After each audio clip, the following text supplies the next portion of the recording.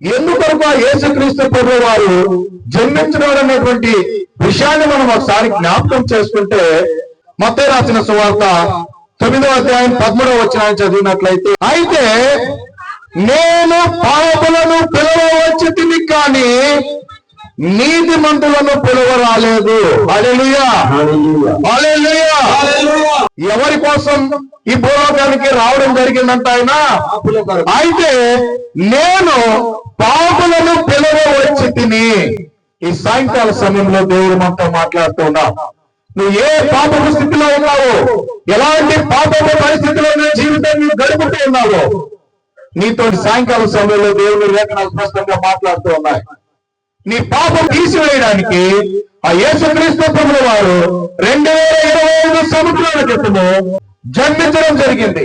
ఎలాంటి పాపపు స్థితిలో ఉన్నావో, ఎలాంటి పరిస్థితిలో ఉన్నావో, అయితే నువ్వు అనుకోవచ్చు, నేను అన్ని పుణ్యకార్యాలు చేస్తూ ఉన్నానే, అన్ని ధర్మ కార్యాలు చేస్తూ ఉన్నానే, నేను ఎలాంటి పాపం చేస్తూ ఉన్నా? మనకి 2 రకాలైనటువంటి పాపాలు ఉన్నాయి. జన్మ పాపము, కర్మ పాపము. మన జననమే ఒక పాపమై ఉంది. మనము పాపములో బ్రతికేటువంటి వారంగా ఉన్నాం. అలాంటి స్థితిని తీసివేయడానికి, అలాంటి పరిస్థితిని మార్చడానికి, అలాంటి స్థితిలో నుంచి నిన్ను లేవనెత్తడానికి, అలాంటి పరిస్థితిలో నుంచి నిన్ను బయటికి తీసుకురావడానికి ఆ యేసుక్రీస్తు ప్రభువు వారు జన్మించడం జరిగింది. కనుక ఇంకా నువ్వు ఎరగనటువంటి పరిస్థితిలో ఉన్నావా? ఇంకా తెలుసుకోలేనటువంటి పరిస్థితిలో ఉన్నావా? ఈ లేఖనం ద్వారా దేవుడు మాట్లాడుతున్నాడు. కనుక ఈ సాయంకాల సమయంలో నువ్వు ఏ పాపపు స్థితిలో ఉన్నావో, ఆ పాపపు స్థితిని ఆయన ఎదుట నువ్వు యథార్థంగా ఒప్పుకున్నట్లయితే నీ పాపపు స్థితిని తొలగించడానికి ఆ యేసుక్రీస్తు ప్రభువు వారి భూలోకానికి రావడం జరిగింది. ఇంకా ఎందుకొరకు వచ్చినాడో మరొక మాటను కూడా మీ మధ్యకు నేను తీసుకొని వస్తాను. చూద్దాం. చూడండి, 2వ తిమోతి పత్రిక 1వ అధ్యాయము 10వ వచనాన్ని మనం జ్ఞాపకం చేసుకుంటే, రక్షణ ప్రత్యక్షత వలన బయలుపరచబడినదైన తన కృపను బట్టి మనలను రక్షించి పరిశుద్ధమైన పిలుపుతో ఆయన మనలను పిలిచెను. హల్లెలూయా, హల్లెలూయా. నువ్వు ఎలాంటి స్థితిలో నువ్వు నీ పాపంలో గడుపుతూ ఉన్నావో, నీ బంధకాలు విడిపించడానికి, నీ బంధకాలు తెంపడానికి ఆ యేసుక్రీస్తు ప్రభువు నీకున్నటువంటి పరిస్థితిని మార్చండి, ఆ పాపం స్థితిలో నుంచి నిన్ను రక్షించడానికి ఆ యేసుక్రీస్తు ప్రభువు వారి భూలోకానికి రావడం జరిగింది. ఎంతో మంది దేవుళ్ళు, దేవతలు ఈ భూలోకంలో వచ్చి ఉండొచ్చు. అయితే నీ కొరకు వచ్చినటువంటి దేవుడు, అయితే నీ కొరకు ప్రాణం పెట్టినటువంటి దేవుడు, నీకున్నటువంటి పాపపు స్థితిని తీసివేసేటువంటి దేవుడు, నీకున్నటువంటి ప్రతి అంధకారమైనటువంటి బంధకాలను తీసివేసేటువంటి దేవుడు, నిన్ను రక్షించేటువంటి దేవుడు ఆ యేసుక్రీస్తు ప్రభువు వారు మాత్రమే. నీకు రక్షణను ఇవ్వడానికి, ఆ పరలోక రాజ్యాన్ని నీకు ఉండడానికి ఆ యేసుక్రీస్తు ప్రభువు వారు రావడం జరిగింది. నిన్ను రక్షించడమే కాదు, ఇక్కడ ఇంకొక మాట కూడా తెలియపరుస్తుంది. మొదటి పేతురు పత్రిక 3వ అధ్యాయం 9వ వచనము, ఆశీర్వాదములకు వారసులకు మీరు పిలువబడుతురి. నీకు ఏ ఆశీర్వాదం అయితే లేదో, నువ్వు ఎలాంటి పరిస్థితులు అయితే సాయంకాల సమయంలో ఉన్నావో, ఆర్థిక పరిస్థితి కావచ్చు, అనారోగ్య పరిస్థితి కావచ్చు, ఉద్యోగం లేనటువంటి స్థితి కావచ్చు, ఎన్నో రకాలైనటువంటి ప్రయత్నాలు చేసినా వివాహం జరిగినటువంటి పరిస్థితి కావచ్చు, ఈ సాయంకాల సమయంలో అటువంటి వారందరితో ఈ సాయంకాల సమయంలో దేవుడు మాట్లాడుతూ ఉన్నాడు. ఆ యేసుక్రీస్తు ప్రభువు వారు దేన మనసును నీకు ఇవ్వడానికి, సహోదర ప్రేమను, ఒకరినొకరు ప్రేమించేటువంటి గుణాన్ని చూపించడానికి ఈ భూలోకానికి రావడం జరిగింది.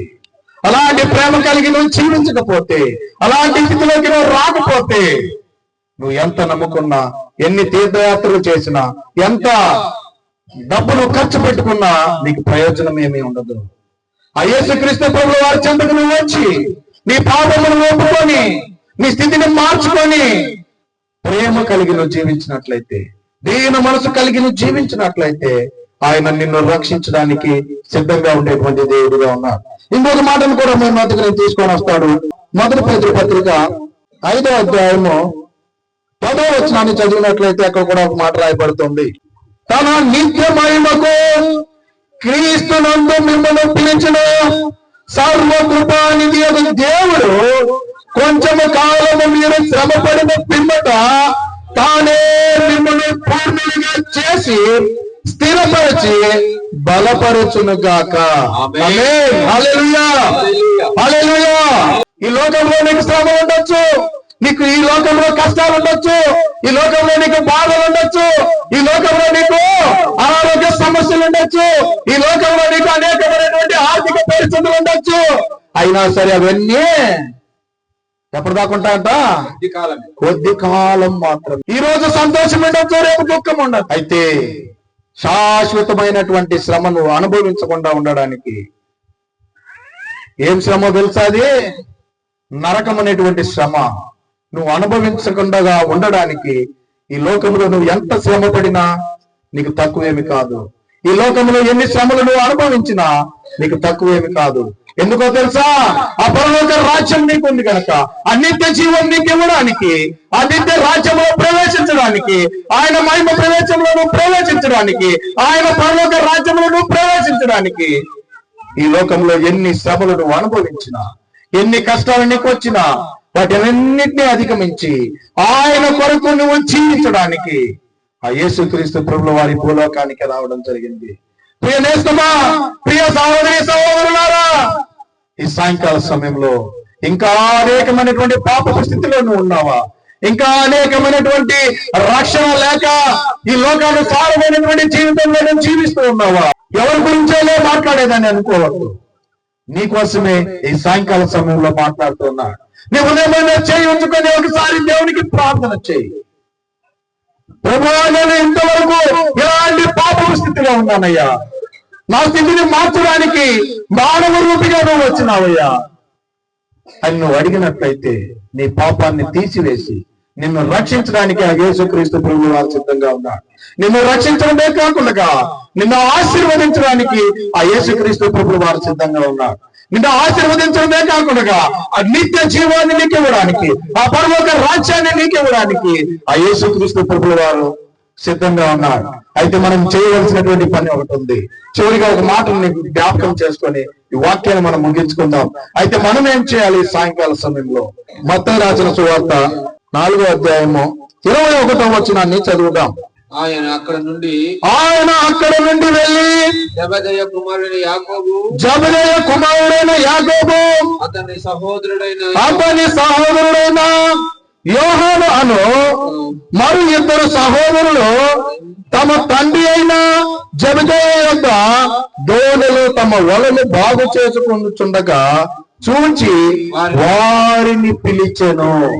కింద వచనము చెప్తున్నటువంటి మాటను మనం చూస్తే వెంటనే వారు తమ దోణిలో తమ తండ్రిని విడిచిపెట్టి ఆయనను వెంబడించిరి. హల్లెలూయా, హల్లెలూయా.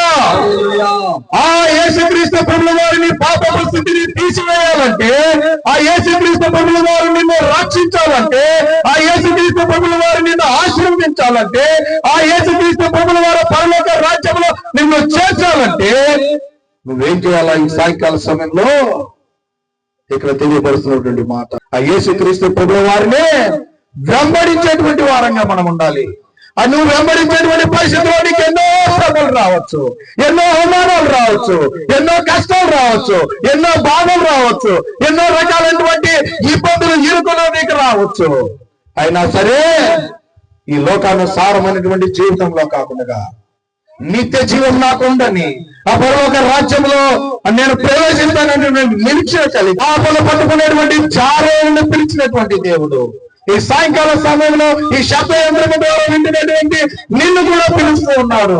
ఎన్ని రోజులు ఈ లోకానుసారమైనటువంటి జీవితంలో గడుపుతూ ఉంటావు, ఈ సాయంకాల సమయంలో నిన్ను కూడా దేవాది దేవుడు పిలుస్తూ ఉన్నాడు. నీ స్థితిని మార్చడానికి, నీ పాపపు స్థితిని తీసివేయడానికి, నిన్ను రక్షించి నిన్ను ఆశీర్వదించి ఆ పరలోక రాజ్యాన్ని నీకు ఇవ్వడానికి ఆ యేసుక్రీస్తు ప్రభుల వారు 2025 సంవత్సరాల క్రితం ఈ భూలోకానికి రావటం జరిగింది. ఆయన రావడము మాత్రమే కాదండి, నీ కొరకు నా కొరకు, నీ పాపము నా పాపము తీసివేయడానికి ఆ యేసుక్రీస్తు ప్రభు వారు మరణించడం కూడా జరిగింది. నీ తలతో చేసినటువంటి చెడ్డ ఆలోచనలు బట్టి ఆయన తలకు ముళ్ళ కిరీటం ధరించుకున్నాడండి. నీ చూపుతో చేసినటువంటి పాపం కొరకు ఆయన ముఖం మీద ఉమ్ము వేపించుకున్నాడండి. నీ చేతుల ద్వారా చేసినటువంటి పాపాల కొరకు ఆయన 2 చేతులకు మేకులు కొట్టించుకున్నాడండి. నీ కాళ్ళతో చేసిన పాపాల కొరకు ఆయన కాళ్ళకు జోడించి ఒక మేకను కొట్టించుకున్నాడండి. నీ శరీరం ద్వారా చేసినటువంటి సమస్త పాపాల కొరకు ఆయన శరీరం అంతా నాగలచాల వలె దున్నించుకున్నాడండి. పక్కలో బల్లెపోటు పొడిపించుకున్నాడు. ఎన్నో అవమానాలు పొందినాడు. ఎంతో మంది ఎన్నో రకాలుగా హింసిస్తున్నా ఆయన ఏ మాత్రమును లెక్క చేయకుండా, ఎందుకొరకో తెలుసా? నీ పాపము నా పాపము స్థితిని తీసివేయడానికి, నన్ను రక్షించడానికి, నిన్ను ఆశీర్వదించడానికి, నిన్న పరలోక రాజ్యంలో చేర్చడానికి ఆ యేసుక్రీస్తు ప్రభువు వారు జన్మించడమే కాదు, నీ కొరకు నా కొరకు మరణించినాడు కూడా. నీ కొరకు నా కొరకు మృత్యుంజయుడిగా 3వ దినాన లేచి సింహాసనం ఎదుట నిలబడి నీ కొరకు నా కొరకు విజ్ఞాపన చేస్తూ ఉన్నాడు. ఇంకా ఎలాగైనటువంటి పరిస్థితిలో ఉన్నట్లయితే, ఇంకా పాపపు స్థితిలో ఉన్నట్లయితే, ఇంకా రక్షణ లేనటువంటి స్థితిలో ఉన్నట్లయితే, ఇది నీకు అనుకూలమైనటువంటి సమయము. ఈ రాత్రికాల సమయంలో నీకు ఏం జరగాలని తెలియదు, తెల్లవారితే నేను కాదు. అలాంటి పరిస్థితుల్లో ఉన్నటువంటి మన జీవితాన్ని మార్చడానికి ఈ సాయంకాల సమయంలో ఆ యేసుక్రీస్తు ప్రభువు వారు రావడం జరిగిందండి. అందుకే ఒక భక్తుడు ఈ విధంగా పాట పాడుతూ ఉన్నాడు. ఏమన్నా తెలుసా?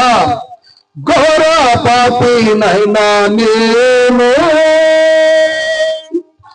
దూరంగా పారిపోగా, ఘోర పాపినైనా నేను దూరంగా పారిపోగా, నీ ప్రేమతో నన్ను క్షమించి నన్ను హత్తుకున్నావయ్యా, నీ ప్రేమతో నన్ను క్షమించి నన్ను హత్తుకున్నావయ్యా, ఎంత మంచి దేవుడవేసయ్యా, నీవెంత మంచి దేవుడవేసయ్యా, నా చింతలొచ్చి తీరేనయ్యా నిన్ను చేరగా, ఎంత మంచి దేవుడవేసయ్యా, నా చింతలొచ్చి తీరేనయ్యా నిన్ను చేరగా, ఎంత మంచి దేవుడవేసయ్యా. హల్లెలూయా. ఇంకా రక్షణ లేక జీవిస్తున్నావా? ఇంకా పాప స్థితిలో నేను జీవిస్తున్నావా? ఇంకా ఎవరు నన్ను మాట్లాడట్లేదులే, ఎవరు నాకు చెప్పట్లేదులే, నాశంగా చేసేటువంటి పాపాలు నువ్వు చేస్తూ ఉన్నావా? ఎవరు నిన్ను చూడట్లేదులే, నా తల్లిదండ్రులు కావచ్చు, నా భర్త కావచ్చు, నా భార్య కావచ్చు, ఈ లోకంలో ఎవరు నేను చేసేటువంటి పాపాన్ని చూడట్లేదని నువ్వు అనుకుంటూ ఉన్నావా? ఈ లోకంలో ఎవరు నీ పాపాన్ని చూడకపోయినా ఆ యేసుక్రీస్తు ప్రభువు వారు నీ పాపాన్ని చూస్తూ ఉన్నటువంటి దేవుడు. నీ పాప స్థితిని తీసివేయడానికి ఆయన సమర్థము కలిగినటువంటి దేవుడు. ఆయన చెత్తకు వచ్చి ఆయన ఎదుట మోకరించి నువ్వు ప్రార్థన చేసినట్లయితే నీ పాప స్థితిని తీసివేయడానికి, నిన్ను రక్షించి, నిన్ను ఆశీర్వదించి, నిన్ను ఆ పరలోక రాజ్యంలో చేర్చడానికి ఆ యేసుక్రీస్తు ప్రభువు వారు ఈ భూలోకానికి రావడం జరిగింది.